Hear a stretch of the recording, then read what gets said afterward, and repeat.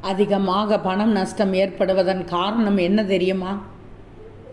ஒருவருக்கு அதிகமான பண நஷ்டம் ஏற்படுகிறது அல்லது தொழிலில் பாதிப்பு ஏற்படுகிறதோ என்றால் அந்த நேரத்தில் முதல்ல அமைதியாக இருக்கணும். ஏன்னா யாரோ ஒருவர் உயிரை காப்பாற்ற உயிருக்கு பதிலாக பணத்தை ஈடாக தந்துவிட்டு அவரின் உயிரை பாதுகாக்கின்றனர் என்றுதான் அர்த்தம். இதுதான் நிதர்சனமான உண்மை.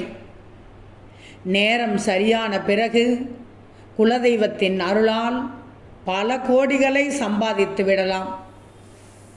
அப்போ முதலில் உயிர்தான் முக்கியம்.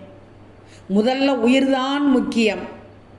இதுபோல் நல்லவர்களுக்கு குலதெய்வம் உதவி செய்யும்.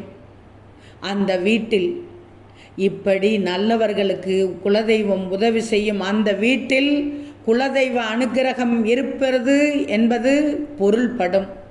இதுதான் நிதர்சனமான உண்மை. அதிக பண நஷ்டம் ஏற்படுவதன் காரணத்தை தெரிந்து கொண்டீர்கள் தானே?